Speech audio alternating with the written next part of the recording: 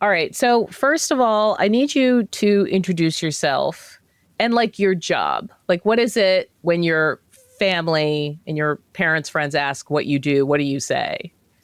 I say I'm a staff writer at New York Magazine, and my parents' friends mishear that and think that that means The New Yorker, Fair. which Fair. it's not. Because specifically, I'm mostly at Vulture covering pop culture stuff, celebrity news, TV, movies, comedy, etc. Etc. Well, this is a show about the etc. So, welcome to the assignment. Thank you for having me. So, you and I both like talking about pop culture, but I've been thinking a lot about, in a way, there's no monoculture. There's not one thing we all are kind of paying attention to, guaranteed. And so, is there pop culture anymore? Like, what's popular?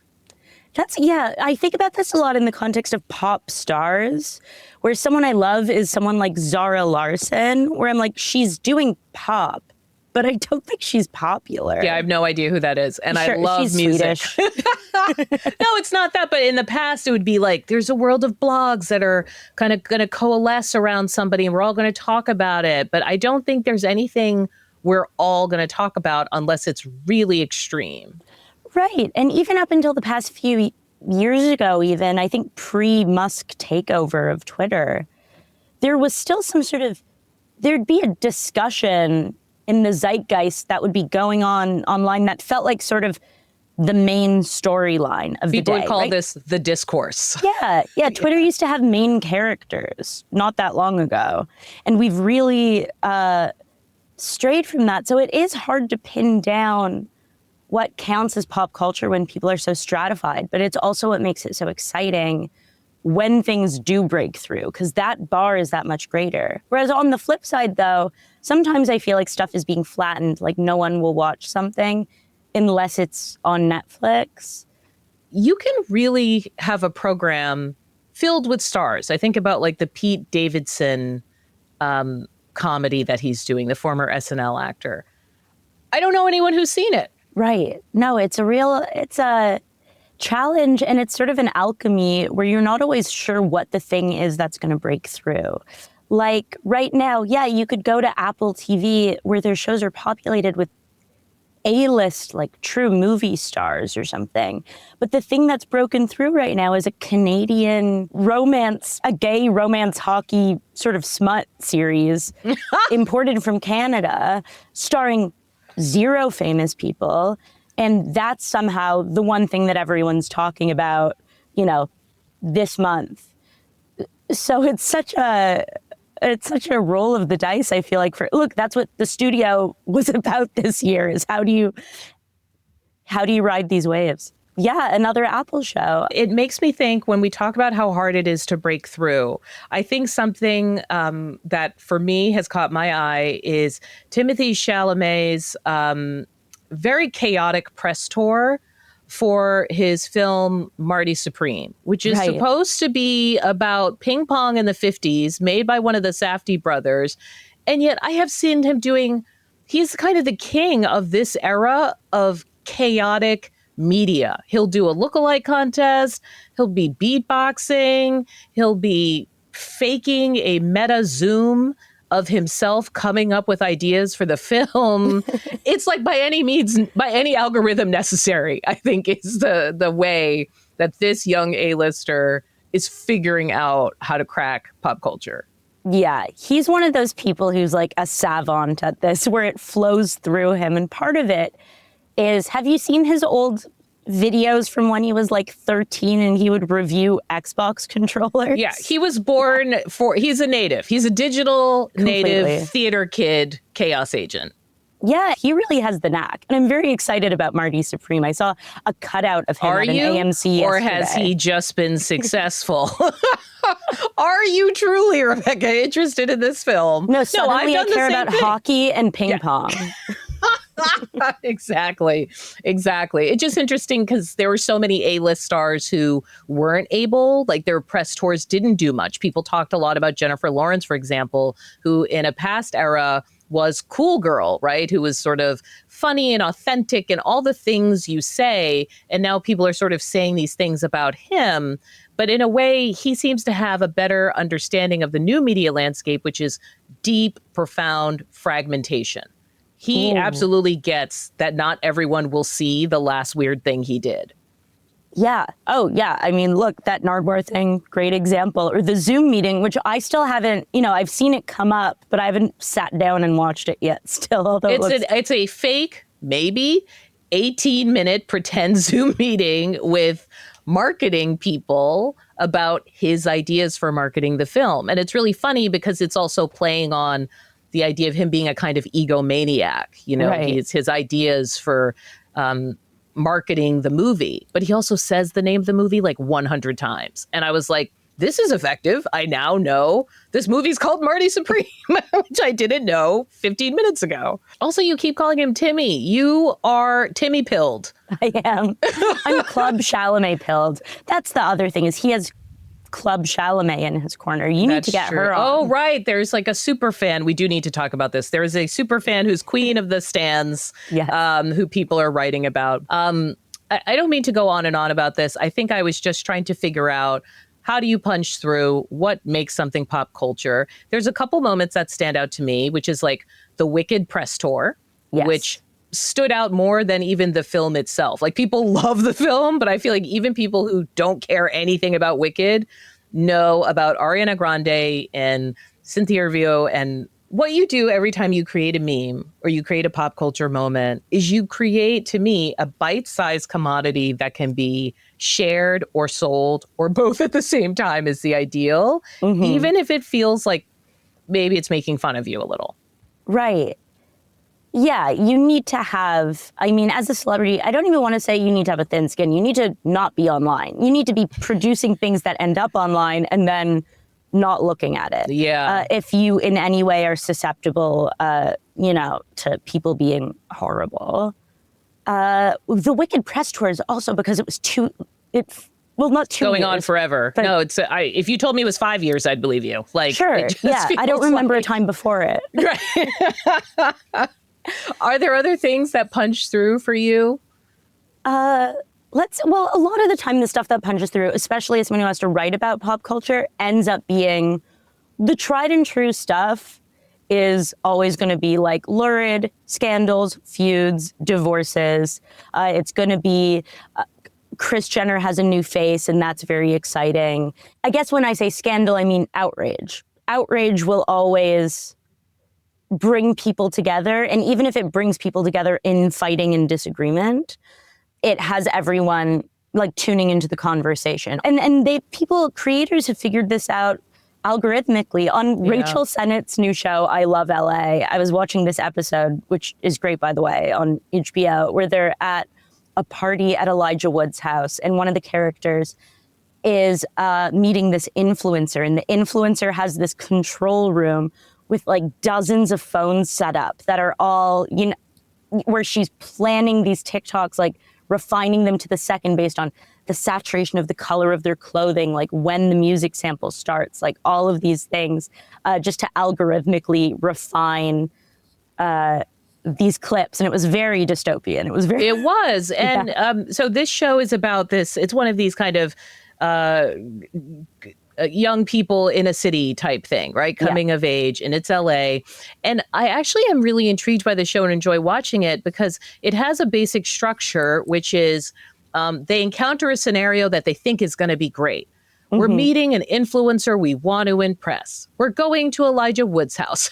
And then halfway through the episode, it becomes this funhouse mirror for the culture now. Like, oh, that influencer is basically a psycho who's going to make you try 6 different costumes and say the same sentence 100 times and then open a closet to their smartphone farm where their bots are driving their... It's like a constant thing where you reach through what is now the culture of now and the pop culture of now through that looking glass. Yeah. And you think about, there have been surveys I've seen where, they survey kids and 60% of them want to grow up to be content creators or influencers. Like 20% of them, I think, want to be like professional sports gamblers or something. Sure. Another big trend of 2025, the sports betting scandal. Yeah. Reviving past trends such as the five families in New York and bringing them back into the consciousness. My kids are always doing stuff at school that's like basically a video game. And I'm like, I don't think this is learning. I think this is just Tetris with some extra letters on it. But there's this sense, and again, in the pop culture, you saw huge A-list stars doing ads for betting apps. Yeah. It's like, aren't you rich enough? Why? Like, what is this? It's really crazy because I do think gambling it's one of the more damaging addictions, I'm pretty sure. Just like outcomes from it are very terrible. And there's a very high rate of people who become very addicted. And it's sort of wild to see these celebrities doing these. And a few years ago, it was A-list celebrities doing ads for Candy Crush type games. Yeah. Which just felt a bit sort of like cheap. And now it's sort of leapt over entirely just into essentially slots in your phone or DraftKings, sports betting and stuff. It's very dark. It's a very dark trend. It is. But it gets at the point of what you're making of like everything being a kind of casino. Yeah. No, and well, also with Kalshi and Polymarket. I feel like I'm veering so off the course of No, my I'm glad area you bring of it up. So expertise. Polymarket and on some of these formal betting markets, many of which are stationed offshore, have gone mainstream. And in politics, we talk about it sometimes. Oh, the betting markets say this is going to happen in the New York mayor's race. But I feel like the world of speculation, whether that is betting culture, casino culture, Bitcoin, sorry, not sorry, and cryptocurrencies, there's an element to it of trying to beat the house. Yeah. And the way the house works and the way the house beats you is convincing everyone who comes in that you're going to be the one to do it. But this actually brings me back to a big pop culture moment of this year, which is South Park became very relevant again. Oh, yeah. For the first time in years, people were talking about watching South Park. Like, I had to get a friend's Paramount Plus login and start watching new episodes of South Park again, which I probably haven't done since middle school, because they were they did a whole episode about Polymarket. They did stuff about, the Labubu craze. They did stuff about, Kimmel, the whole brush up with Kimmel earlier this year. They did stuff about the Trump administration. Right, but the Trump administration frequently loves to wade into pop culture a ton. Right, there was this recent scuffle with Sabrina Carpenter where ICE used a Sabrina Carpenter song in a recruitment ad, and she got, Yeah, she went into the comments. Yeah, she did. And then suddenly something with official White House letterhead is like clapping back at Sabrina Carpenter with little references to her lyrics, right? They're talking like Swifties in this discourse. It's really... No, that's a good point. People really have brought that up this year that, the White House really has embraced meme culture. Totally. Trump has always been savvy on social media, but every White House department and team has seen fit to post or repost AI-generated images, jokes, always kind of punching down at various communities, but using a lot of pop culture references to do it. Yeah, the fact that one of the biggest trends in pop culture of the year, more in like the slop, Labubu, Dubai chocolate category of pop culture, was the AI Miyazaki movie, the Studio Ghibli image generator, where you would upload a photo and they'd make it look like Studio Ghibli. And for people who don't know, this is sort of like a Japanese animation and is a historic kind of like very well-known studio, beautiful imagery, but you could just upload a random picture of someone and now ICE is making a joke out of a lady's arrest in a grocery store parking lot. Yeah, I do think it's just strange that all of our visual language from movies, television, art, etc., is now so easily able, and music, right, with Sabrina, is now able to be immediately incorporated into these other machines and systems. And it's something that, we've all been doing forever, with meme culture and remix culture before that. It's nothing new, but I guess the ease of it now and that uncanny valley nature of the way it's able to simulate these things is very spooky. I hear what you're saying, because one of the phrases we heard just explode in use this year is slop. Mm-hmm. Right? Whether you're talking about the media generated from artificial intelligence and all the things people can make and be creative with that, but also, as you sort of alluded to, the world of, in a way, like slop is kind of the best description. It's stuff you don't really need. It's not all that attractive. There's not a lot of nutrition there. Media-wise, right? The information is not nutritious, but it just keeps on coming, right? Yeah. It's like spoonfuls of slop on the internet. And I do hear people hitting back on that. I do hear people saying, oh, slop is a lazy term. AI is amazing. But I do hear you as someone who is in the world of pop culture. It kind of sounds like you're shoveling slop sometimes.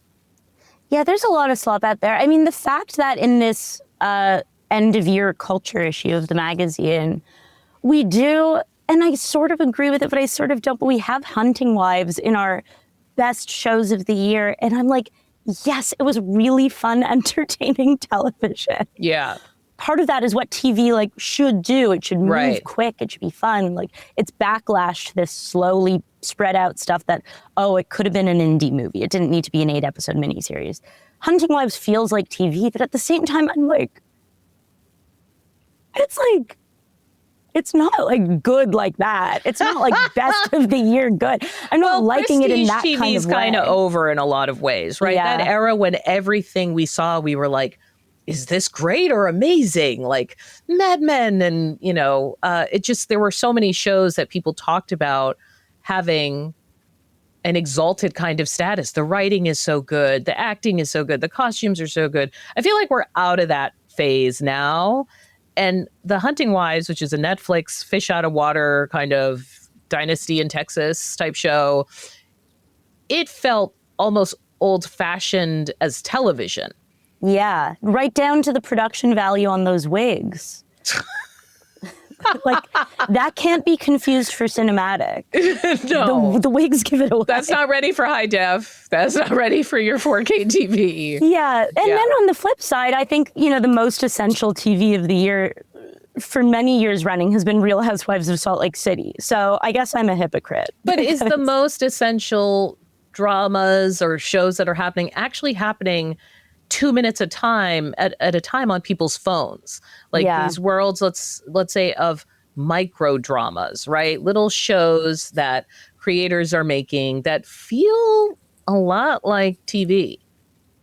Yeah, no, there's a comedy special that just came out by this comedian I really like, George Severus, and he has this whole joke about the niche dramas. We're going back to the death of monoculture thing of, are you not following Mormon influencer bonnet talk? Right. And someone who sees it and sees that it has 250,000 likes or whatever, you think, and all of your videos are about the bonnet drama, you're going to think everyone's talking about bonnets.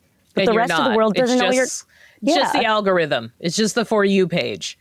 Yeah, I don't know. But then before slop, we were calling it all empty calories. We were calling it junk food. Slop sounds a bit more insidious, though, maybe. I think it's insidious because until the AI companies make more of an attempt to make it easier for us to identify what we're seeing, we're drowning. You know what I mean? It's you can erase watermarks, you can make things appear real. We think about this in the news a lot because we obviously see images that look like, let's say, man on the street interviews. There's one that went around that was an interview that was supposed to depict a Black woman talking about getting SNAP benefits. And it was it was kind of like a welfare queen trope, but someone had used AI and it looked real. And even I think Fox at one point kind of ran with it in mentioning it. Of course. But the point is, that's what makes it slop to me, that like somebody has just sort of shoveled this stuff in our direction and we have no way of separating out the reality from the mess. Yeah, no, there. I guess slop brings the image of like a deluge or a dump truck. That's what it does in my mind. That's what it does in my mind. Yeah. I want to talk about 2026. You're bringing up an idea that's relevant. Australia just passed legislation that says little kids can't be on social media? Yeah, until it's a nationwide 16. ban. Yeah. So I'm wondering about other things you see ahead in 2026. I don't know if you have predictions, but what are you keeping an eye on pop culture wise? Well, I think I could safely predict that we will quite probably not follow suit in Australia because they've managed to do it before with things like gun buybacks that we have failed to follow. Pop culture wise, ooh. I ask because like the Oscars will be out, like the Golden Globes will be out. There's a Super Bowl coming up with Bad Bunny. Yeah. The start of the year every year is really a time where some of these water cooler moments kick off because of these old school, but still very relevant monoculture moments in the Super Bowl halftime show and the Oscars. I want there to be a push for, we're ready for new sincerity. I think people really need anything that's galvanizing or hopeful. And I don't know if that's corny or not, but I actually think like some sort of like things to like get behind and celebrate would be nice. I don't know if that's lame, and I don't know if that's probably an accurate prediction. You seem like you're embodying cringe right now, which generationally y'all don't like to feel sincerity. Yeah, it's weird to see the cringe process running course through me in real time. But I don't mind it. I love sincerity, but I can see you kind of like, I don't know if I should say this, but it would be nice if. It would be nice if, or just no more equating, since like cringe gets associated with like some sort of like savviness or being in on things and therefore like intelligence or worldliness. And I think sincerity and certainly hope right now come across as very naive. So I would like for that, those associations to maybe, I'd like to see some nice, smart, sincere content. It's got to be out there somewhere, probably. I want that. I'd love that. There's a new SpongeBob movie coming out. SpongeBob is a very sincere man. I like where you're looking. You're just sort of look to the heroes, as Mr. Rogers said, and I'm looking to SpongeBob. Exactly. To go back to heated rivalry, I would and Hunting Wives. I love horny, sexy TV. Nothing wrong with things being horny and sexy. Although for a time there was. So this is, again, one of those micro movements that's like the backlash to the backlash. For a time there, people were saying, I don't want to see all this stuff. It's not like usually necessary to the plot. I don't want it. Now here we are by the end of the year being like, these gay hockey players are hot. We need more of this content. Like there's much more of an embrace of, I guess I want to say healthy sex and like healthy depictions of relationships. Right. So maybe more of that. I'm sort of fascinated at you choosing the word sincere because that's different from authentic. Right. And authentic feels like a direct reaction to the AI and the slop, right? Because how do we verify that things are made by humans, but not in an authenticity fetish, like hipster way, just in like a alive people way versus bot way. This gets at something I heard from, I think it's Alexis Ohanian, otherwise known as the husband of Serena Williams, otherwise known as co-founder of Reddit and venture capitalist, where he was like, what is the next iteration of social media? Yeah. Basically, 2025 seems to be the year where the social has been sucked out of social media. And now it's kind of like a TV shopping network that's always pitching us things to buy. Oh, that's so bleak and so true. I'll also say I saw a number of really good comedies in movie theaters this year. I loved One of Them Days in January with Keke Palmer. And I loved SZA. It was like SZA. yeah. Who, like, such a good comedic actress. Who knew? And the Naked Gun reboot I thought was hilarious and so dumb and so fun. And I do think with, this looming Netflix and now possibly, or Paramount, the conglomerizing in Hollywood and this backlash of wanting to, like, I want people to go laugh in movie theaters. I think talk about human experience, being away from your phone, being out of the house, but it's so low pressure because you're still like sitting on a comfy chair in the dark. I like you explaining why movies are fun to me because it is totally generational. Like, y'all don't want to go to the movies. That I understand. It's expensive. Yeah. Authentic doesn't have to mean going to like a micro folk festival in the middle of the woods. I think it could mean going to a movie theater and watching Zootopia 2, I guess, if it's with your friends. Yeah, that's probably why that film made $500 million globally in November, shocking the world. Yep. Well, I want to thank you for being on the show and talking about all this stuff with me because it's actually can be hard to untangle, what's popular, what's not, and kind of put your finger on the zeitgeist, so to speak, and get a sense of this stuff. I really respect your work. I appreciate it. I respect the way you're able to give it in the course of the conversation to do the untangling, because I'm like, oh no, am I tangling us into a deeper tangle? No. It's hard to figure out. Rebecca Alter is from New York Magazine's Vulture. You can check out all of their end of the year coverage online. Rebecca, thanks so much for being with us. Thank you so much for having me.